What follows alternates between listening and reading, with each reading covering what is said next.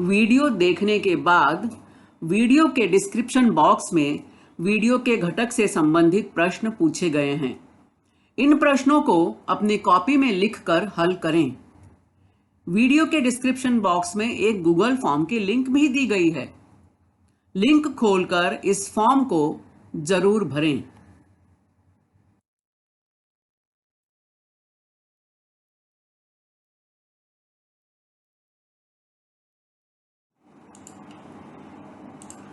अभी जिस लिंक के बारे में मैंने बात की वह लिंक यहाँ दी गई है।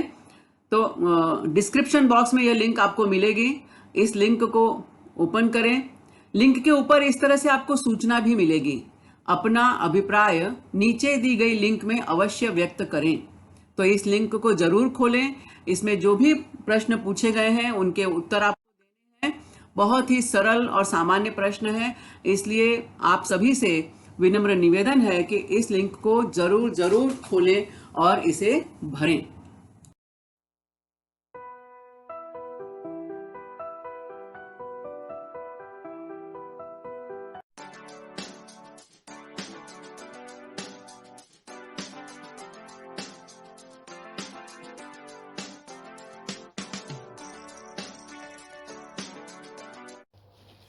नमस्कार, प्रणाम, आदाब।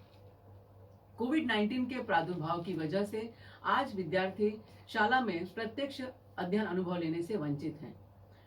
बृहन मुंबई महानगर पालिका शिक्षण विभाग ने एक सराहनीय कदम उठाया, जिससे हमारा कोई भी विद्यार्थी शिक्षा से वंचित न रहे। और इस श्रृंखला के अंतर्गत हम अपने विषय के रोचक घटक लेकर, रोचक वीडियोस लेकर आपके सामने उपस्थित रहेंगे। और इसी के अंतर्गत मैं श्रीमती पूर्णिमा पांडे आप सभी को वर्चुअल स्टूडियो क्लास में आमंत्रित करती हूं, अपने एक नए विषय के साथ, नए घटक के साथ। तो चलें अपने विषय के संग। कक्षा 7वीं, पाठ 6, प्राकृतिक प्रदेश, भाग 2। हमने पढ़ा है कि पृथ्वी के सभी स्थानों पर सूर्य की उष्णता असमान होती है।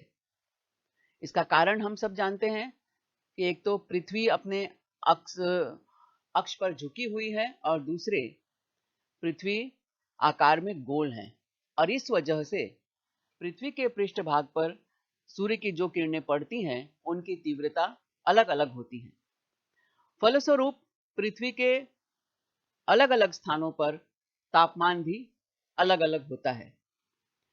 तापमान के असमान वितरण के अनुसार पृथ्वी का विषुवत वृत्त से लेकर ध्रुव तक 3 पट्टियों में विभाजन हो जाता है।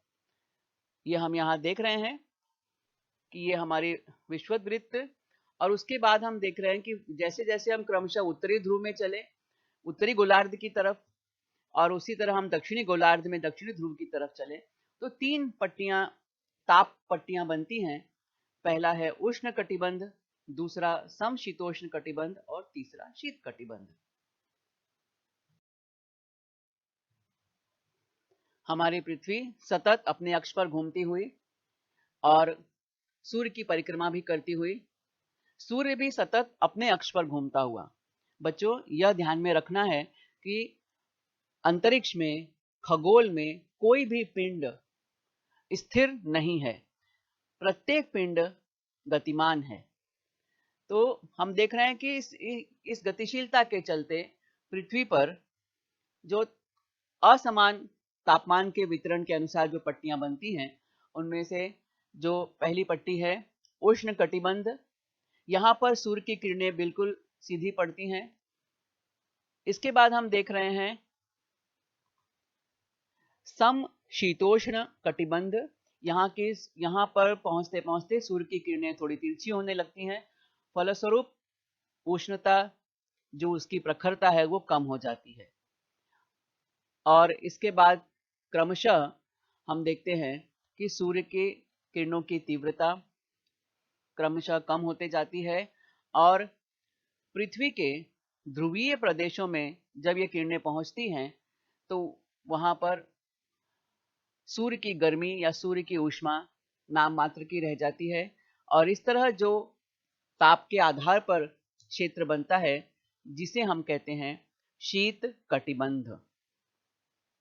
तो 3 कटिबंध, कटिबंध मतलब क्षेत्र, उष्ण कटिबंध पहला, दूसरा है समशीतोष्ण कटिबंध और तीसरा है शीत कटिबंध।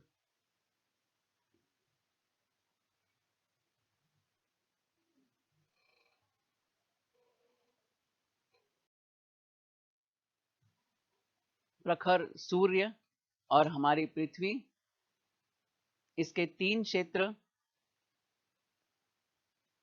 और इसके कारण क्या होता है, ये जो 3 कटिबंध बने, 3 क्षेत्र बने, इसके कारण क्या हुआ, इन भागों में भूस्वरूप, जलवायु तथा मिट्टी में भिन्नता पाई जाती है।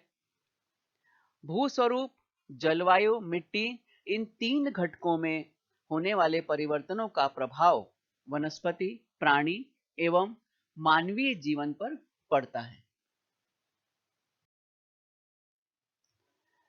यह हमारे विश्व का ग्लोबल मानचित्र जो है, पृथ्वी को 2 समान भागों में विभाजित करने वाली भूमध्य रेखा या विषुवत रेखा, जिसे हम शून्य अक्षांश रेखा भी कहते हैं। इसके बाद है 23.5 अंश उत्तर यानी उत्तरी गोलार्ध में, जिसे हम कहते हैं कर्क रेखा, और उसी तरह 23.5 अंश दक्षिणी गोलार्ध में है मकर रेखा। ये 3 जो महत्वपूर्ण रेखाएं हैं, इनके बारे में हम लगातार पढ़ते आए हैं। अब हम विषुवत रेखा से जैसे जैसे उत्तर की तरफ चलते हैं, यानी उत्तरी ध्रुव की तरफ चलते हैं, और उसी तरह हम दक्षिणी ध्रुव की तरफ चलते हैं, तो इससे क्या होता है, तब हम देखते हैं कि जैसे जैसे हम ध्रुवों की ओर बढ़ रहे हैं, सूर्य प्रकाश की उपलब्धता और जल की उपलब्धता ये बदलती जाती है। हमने पिछली स्लाइड में भी देखा कि विषुवत रेखा के आसपास, विषुवत रेखा से लेकर कर्क रेखा और यहाँ दक्षिण में मकर रेखा के बीच में हम देखते हैं कि सूर्य की किरणें अधिक प्रखरता से पड़ती हैं, तो सूर्य प्रकाश की उपलब्धता अधिक है। जैसे जैसे हम ध्रुवों की ओर चल रहे हैं, हम देख रहे हैं कि पृथ्वी का आकार यहाँ पे गोल होने की वजह से सूर्य प्रकाश जो है वो तिरछा होने लगता है, उसकी किरणें तिरछी पड़ने लगती हैं और सूर्य प्रकाश की तीव्रता कम होने लगती है। उस फलस्वरूप जल की उपलब्धता भी अंतर आने लगता है, फर्क पड़ने लगता है उसमें भी। तो सूर्य प्रकाश की उपलब्धता और जल की उपलब्धता, इनमें बदलाव होने लगता है, और इस कारण विभिन्न प्राकृतिक प्रदेशों की निर्मित होती है। यानी प्राकृतिक मतलब प्रकृति के आधार पर। और इसका परिणाम क्या होता है, परिणामतः जैव विविधता में परिवर्तन होता है।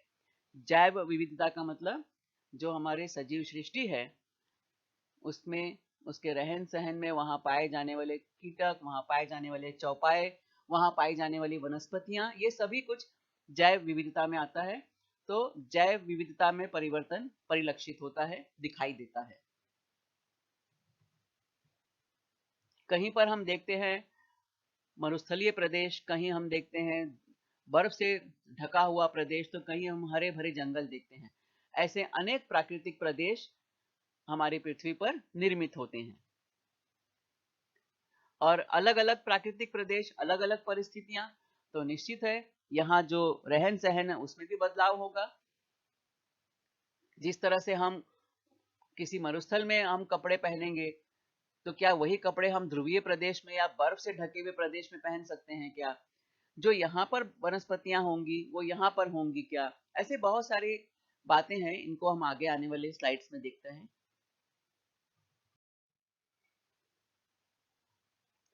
पृथ्वी पर अलग अलग महाद्वीपों में विशिष्ट अक्षांशों के बीच जलवायु, वनस्पति एवं जीवन में समान गुणधर्म पाए जाते हैं।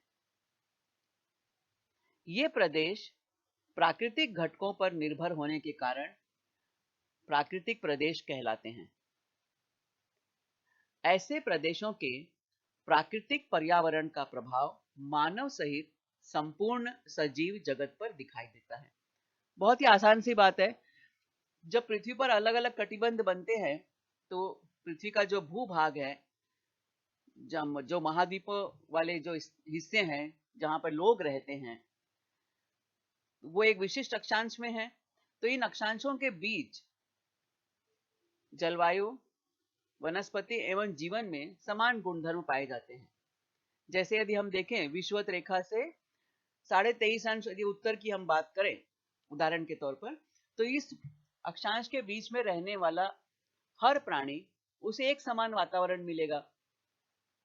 अब चाहे यदि हम उसको देखें कि वो भारत में रहने वाला हो, चाहे वो अफ्रीका महाद्वीप में रहने वाला हो या अन्य किसी स्थान पर रहने वाला है, लेकिन यदि 0 से 23.5 अंश उत्तर की तरफ हम देखें तो ये पूरे भूभाग पर इस पट्टी के बीच में समान जलवायु होगी, समान वनस्पतियां मिलेंगी और समान जीवन में भी समान गुणधर्म होंगे। तो ये सब क्यों होता है, कैसे होता है और संपूर्ण सजीव जगत पर इनका प्रभाव कितना पड़ता है, आइए अब इसके बारे में हम विस्तार पूर्वक जानकारी प्राप्त करते हैं।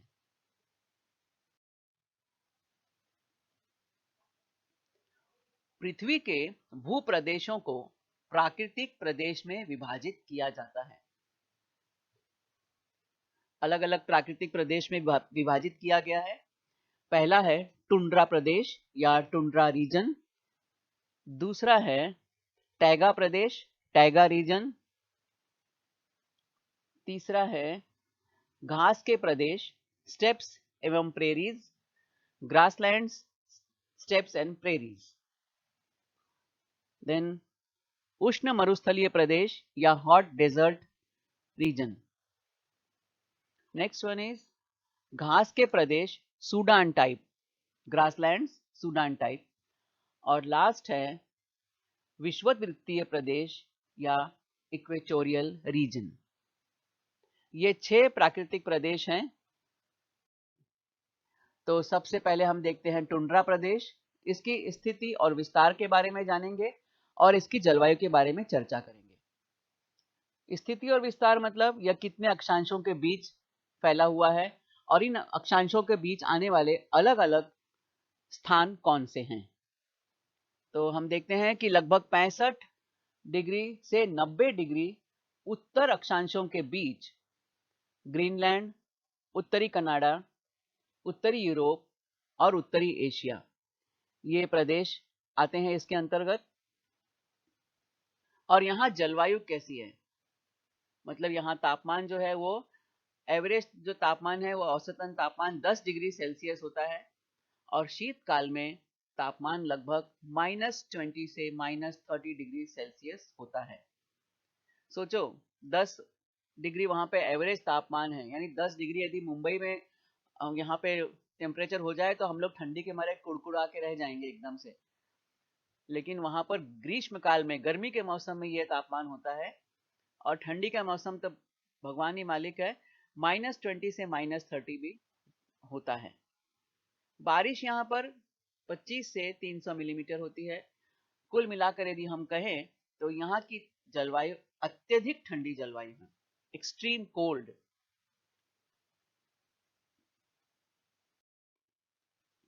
यदि हम इसको ग्राफिक के रूप में देखें तो टुंड्रा प्रदेश को, तो ये हमारे पृथ्वी का एक 2 डायमेंशनल एक प्रतीकात्मक चित्र, और इसमें हमने अलग अलग अक्षांश पृथ्वी पर कहाँ है ये दिखाया हुआ है। ये चित्र आपकी पाठ्य पुस्तक से लिया गया है। हम देख रहे हैं ये विषुववृत्तीय कम दाब पेटी, यानी 0 डिग्री से 5 डिग्री उत्तरी अक्षांश और 0 डिग्री से 5 डिग्री दक्षिणी अक्षांश। तो इस तरह से तो टुंड्रा प्रदेश कहाँ से है, 65 डिग्री उत्तरी अक्षांश से लेकर 90 डिग्री उत्तरी अक्षांश के बीच में।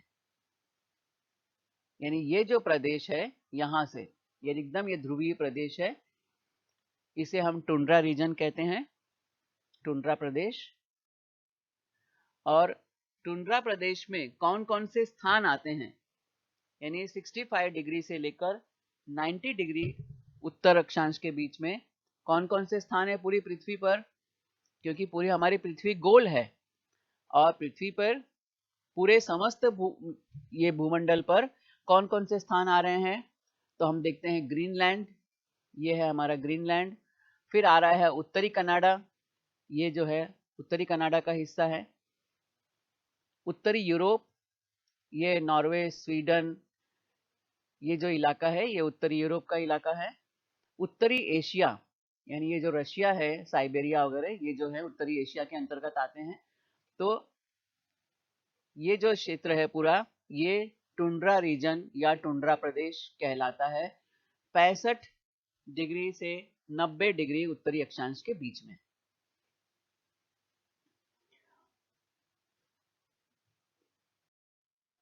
अब इन प्रदेशों में प्राणी जीवन कैसा होता है, किस प्रकार के प्राणी यहाँ पाए जाते हैं।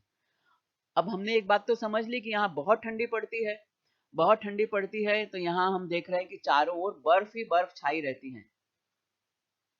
अब यहाँ हम देख रहे हैं, तो अब इस बर्फ में बेचारा कितना सुंदर सा ये प्राणी दिखाई दे रहा है। कौन है ये जो यहाँ घूम रहा है और इसको ठंडी नहीं लग रही है ना? इसने कोई स्वेटर नहीं पहना है, ग्लव्स नहीं पहना है, कुछ भी नहीं, बड़े मजे में खड़ा हुआ है और ठंड के मारे ठिठुर भी नहीं रहा है।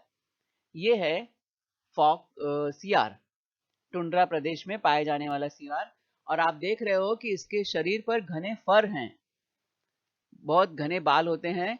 ये फर ही इनके लिए स्वेटर का काम करते हैं, इन प्राणियों को ठंडी से बचाते हैं, ठंडी से इनकी रक्षा करते हैं। पोलार बियर, ध्रुवीय भालू, और आप देख रहे हो ये सभी सफेद रंग में दिखाई दे रहे हैं अधिकांश हमें, और खूब घने बाल हैं इनके शरीर पर। ये जो घने बाल हैं, इन्हें हम फर कहते हैं। ये ठंडी से इन प्राणियों की रक्षा करते हैं। खरगोश प्यारा सा, देखो ये भी इतना मोटा दिखाई दे रहा है ना, तो ये मोटा है दिख रहा है तो क्योंकि इनके शरीर पर जो है घने फर हैं। ये है रेंडियर या कैरिबू,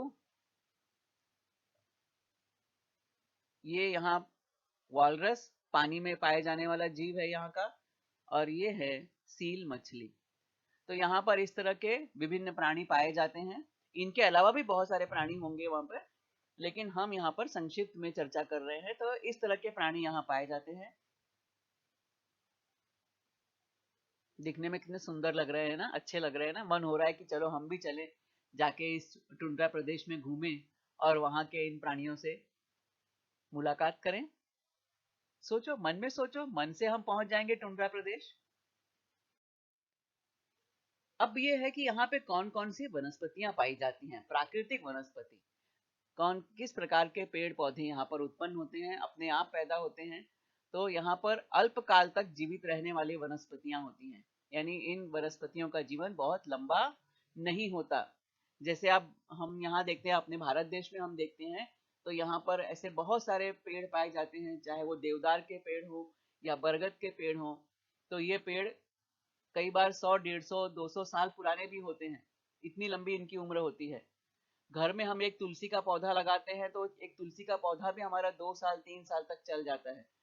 लेकिन टुंड्रा प्रदेशों में जो वनस्पतियां होती हैं बहुत ही अल्पकाल तक जीवित रहती हैं। छोटे छोटे पौधे, घास, फूल, शैवाल, पत्थर फूल आदि। क्योंकि हमने देखा था कि यहाँ गर्मी में ही तापमान 10 डिग्री सेल्सियस होता है, उसके बाद तो तापमान एकदम उससे कम ही होता है। तो इतने कम तापमान में कोई भी पौधा जीवित नहीं रह पाता।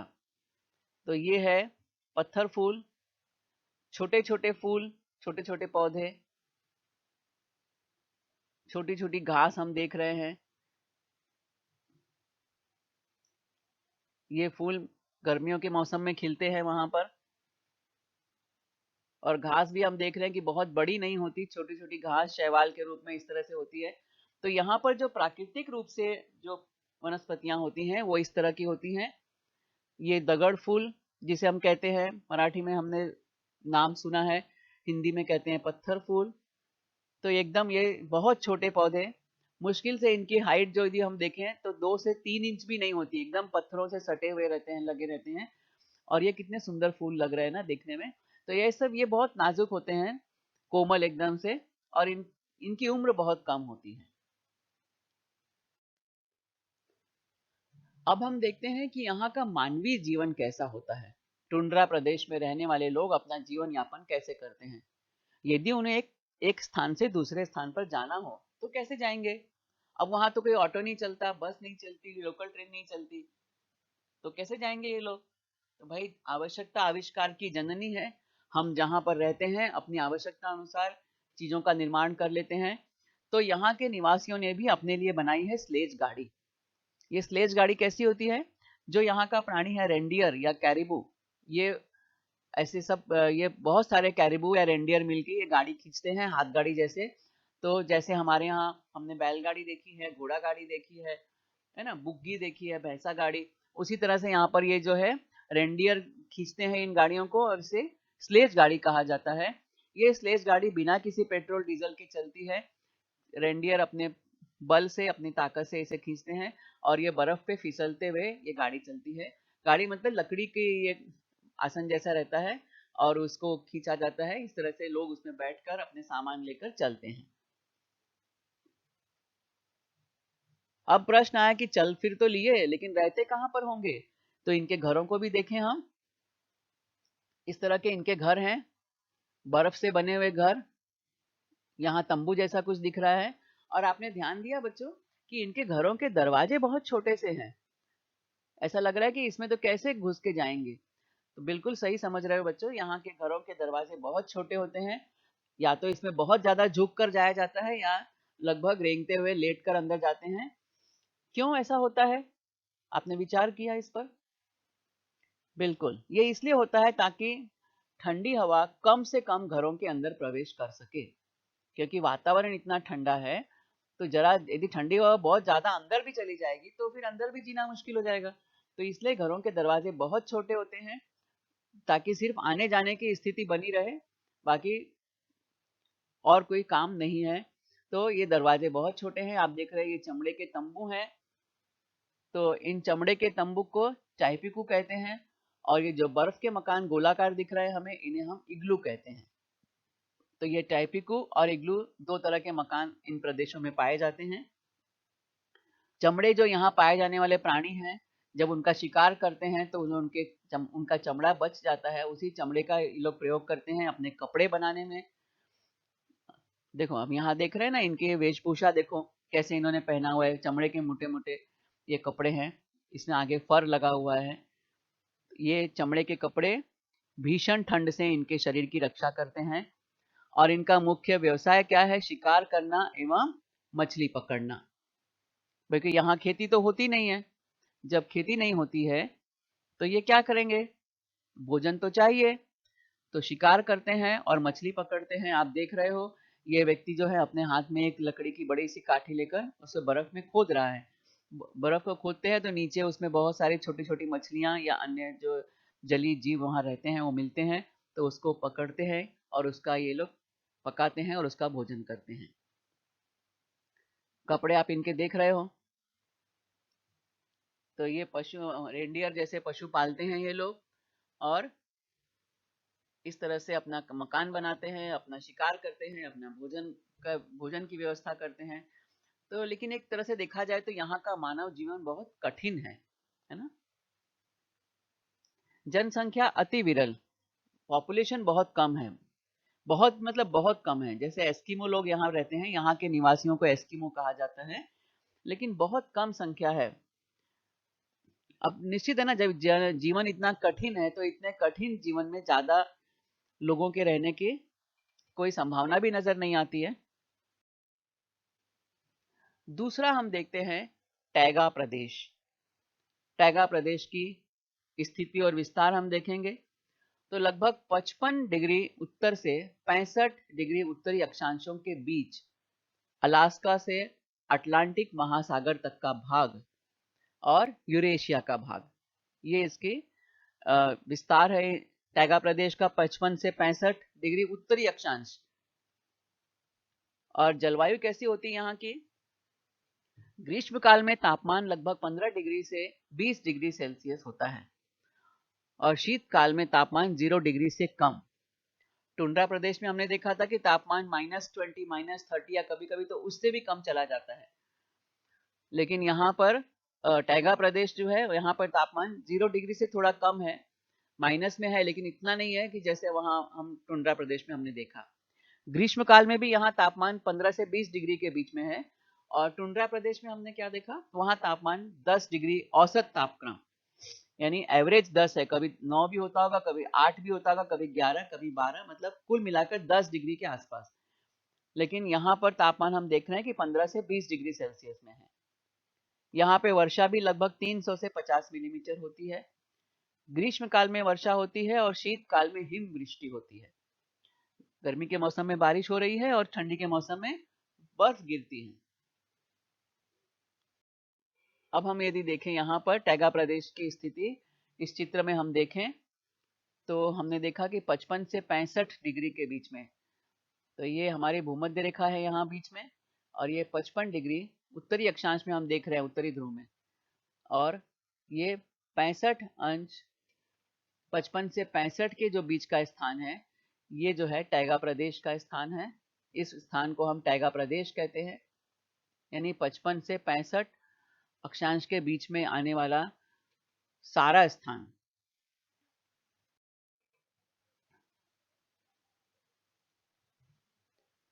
अब हम देखते हैं कि टैगा प्रदेश के स्थान कौन कौन से हैं। तो सबसे पहले हम देख रहे हैं रूस, एशिया महाद्वीप में, मंगोलिया, ये भी एशिया महाद्वीप में है, जापान, जापान का उत्तरी इलाका एशिया महाद्वीप में, नॉर्वे, स्वीडन और फिनलैंड, ये तीनों जो है उत्तरी यूरोप के इलाके हैं। यहाँ पर हम देख रहे हैं ये नॉर्वे का इलाका, स्वीडन, और यहाँ पर ये फिनलैंड। फिर देख रहे हैं आइसलैंड, संयुक्त राज्य अमेरिका, अलास्का, ये है अलास्का का इलाका, ये इतना वाला जो क्षेत्र है। इसके बाद है कनाडा, ये आ गया कनाडा का क्षेत्र। फिर है स्कॉटलैंड और यूनाइटेड किंगडम, ये यहाँ पे स्कॉटलैंड और ये यूनाइटेड किंगडम, ग्रेट ब्रिटेन। तो ये जो सारे प्रदेश हैं ये टैगा प्रदेश के अंतर्गत आते हैं। यानी इनका अक्षांशीय स्थिति क्या है, 55 डिग्री से 65 डिग्री उत्तरी अक्षांश के बीच में ये सारे प्रदेश स्थित हैं।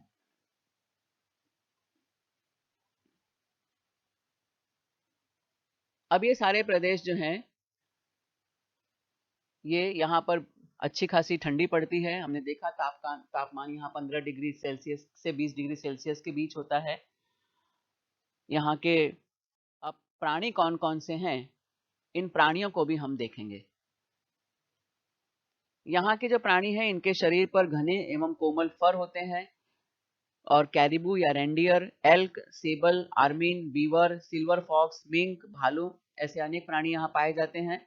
अब देख रहे हैं कि यहाँ प्राणियों की संख्या थोड़ी ज्यादा हो गई है। हमने टुंड्रा प्रदेश में देखे प्राणी बहुत कम थे वहां पे, यहाँ प्राणियों की संख्या बढ़ गई है। यह है हमारा मिंक, कितना सुंदर मासूम। और उसके बाद हम देख रहे हैं भालू। अब आपने देखा कि यहाँ जो भालू का रंग थोड़ा सा बदल गया है। टुंड्रा प्रदेश में जो भालू थे वो केवल सफेद रंग के होते थे, और यहाँ पर भालू सफेद तो होते ही हैं, साथ साथ भूरे फर वाले भालू भी यहाँ पाए जाते हैं। बीवर, ये एक छोटा सा प्राणी। एल्क, इसके सींग देखो आप कैसे, जैसे हमारी हथेली, हमारे पंजे, उस तरह के सींगे हैं इसकी, एल्क कहते हैं इसे। अब यहाँ पर हम देख रहे हैं बैकग्राउंड में हमें हरे भरे पेड़ भी दिखाई दे रहे हैं, इसका मतलब इन क्षेत्रों में ऊंचे पेड़ होते हैं थोड़े। सिल्वर फॉक्स, कितने चमकदार शाइनिंग है इसकी स्किन में, इसके फर कितने चमक रहे हैं एकदम से जैसे चांदी, इसलिए इसे सिल्वर फॉक्स कहा जाता है। तो यहाँ के जो प्राणी हैं आप ध्यान दो कि इन सभी के शरीर पर घने फर हैं, कोमल नरम है एकदम फर, और ये फर जो है ठंडी से इनके शरीर की रक्षा करते हैं। अब हम देखेंगे कि यहाँ इन प्रदेशों में कौन कौन सी वनस्पतियां पाई जाती हैं। तो यहाँ जो वनस्पतियां हैं वो सूचीपर्णी वृक्ष पाए जाते हैं। यहाँ के वनों को सूचीपर्ण वन या कॉनिफेरस फॉरेस्ट कहते हैं। क्यों? क्योंकि इनके वृक्षों के पत्ते संकरे होते हैं, नुकीले, जैसे सुई के जैसे पतले और नुकीले होते हैं। इनकी टहनियां जो है जमीन की ओर झुकी हुई होती हैं। कारण क्या है इसका, जरा आप सोचते रहो, मैं बताऊंगी आपको, लेकिन आप भी विचार करो। लकड़ियां इनकी मुलायम और हल्की होती हैं, और बहुत से पेड़ जैसे स्प्रूस, फर, पाइन, रेडवुड ऐसे पेड़ पाए जाते हैं। ये देख रहे हैं हम, फर का पेड़ है। आप देख रहे हो कि इनकी पत्तियां किस तरह से हैं, नुकीली हैं, और शाखाएं छोटी हैं और नीचे की तरफ झुकी हुई। ये है रेडवुड, इसके तने बहुत ऊंचे होते हैं, लाल रंग के, तने का रंग लाल होता है इसलिए इसे रेडवुड कहा जाता है। इसकी भी पत्तियां यदि हम देखें या शाखाएं, तो ये शाखाओं के झुकाव नीचे की तरफ रहता है।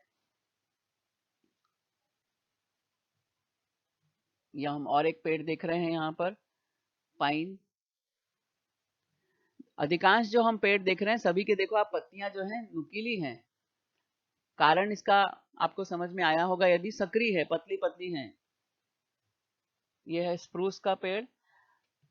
यस, आपने यदि कुछ सोचा है तो ठीक, नहीं तो मैं बता रही हूँ आपको कि ये कारण है कि जब यहाँ बर्फ गिरती है तो बर्फ जो है इन पत्तों पर अधिक समय तक न रुके। यदि बर्फ अधिक समय तक, पत्ते चौड़े होंगे और फैले हुए होंगे तो बर्फ इनके ऊपर टिक जाएगी, रुकेगी, तो पेड़ जो है वो सड़ जाएगा, पत्ता खराब हो जाएगा। इसलिए पत्ते कैसे हैं, नुकीले हैं, यानी बर्फ गिरती है तो बर्फ तुरंत सड़क जाती है, पेड़ों पे जमा नहीं होती है, तो पौधों का जीवन लंबा चलता है। अब यहाँ का मानवीय जीवन कैसा है? अब यहाँ तो पेड़ पौधे हमें दिखाई दे रहे हैं, देखते हैं मानवीय जीवन कैसा है। वर्ष के अधिकांश समय धरातल पर स्थायी रूप से बर्फ के जमे रहने और जल के रूप में कम वर्षा के कारण टैगा प्रदेश में मिट्टी का विकास नहीं हो पाता। अच्छा, यहाँ की मिट्टी पथरीली है जो कृषि की दृष्टि से अनुपजाऊ है। अब यहाँ पर भी मौसम तो ठंडा ही है, साल भर बर्फ जमी रहती है, तो यहाँ पर ज्यादा मिट्टी नहीं मिलती, और जो मिट्टी है भी थोड़ी बहुत तो पथरीली है, तो पथरीली जमीन पर खेती नहीं होती, इसलिए कृषि की दृष्टि से यहाँ की जमीन अनुपजाऊ है, खेती नहीं हो सकती यहाँ पर। इसलिए क्या है, जनसंख्या कम है, शिकार लोग करते हैं, यहाँ के जो लोग रहते हैं वो शिकार करते हैं, और चूंकि जंगल बहुत ज्यादा है इसलिए लकड़ी काटने का व्यवसाय इनका प्रमुख व्यवसाय होता है। खेती जैसे मैंने पहले बताया कम होती है यहाँ पर, तो यहाँ पर लकड़ी काटने का व्यवसाय बड़े पैमाने पर किया जाता है। यहाँ के लोग अपने भोजन के लिए शिकार भी करते हैं, और यहाँ पर जो फल खेती तो होती नहीं है लेकिन कुछ प्राकृतिक वनस्पतियां होती हैं, तो उसमें ब्लूबेरी जैसे फल पाए जाते हैं, ये हम देख रहे हैं, इसे ब्लूबेरी कहा जाता है। तो इस तरह के कुछ फल भी यहाँ मिलते हैं। तो हमने आज अपने इस वीडियो में टुंड्रा प्रदेश और टैगा प्रदेश के बारे में संक्षिप्त जानकारी प्राप्त की है। अन्य प्राकृतिक प्रदेशों के बारे में जानकारी हम प्राप्त करेंगे अगले भाग में। यह वीडियो देखा, सुना और समझा। मुझे पूरा विश्वास है कि यह वीडियो आपको पसंद आया है। इसे अधिकाधिक देखें, लाइक करें, सब्सक्राइब करें, अपने साथियों के साथ शेयर भी करें। आपके सुझाव और आपके कमेंट्स नीचे कमेंट्स बॉक्स में अपेक्षित हैं। कृपया हमें इनसे जरूर अवगत कराएं। तो मिलते हैं अगले वीडियो में किसी नए विषय के साथ, किसी नए घटक के साथ। तब तक धन्यवाद।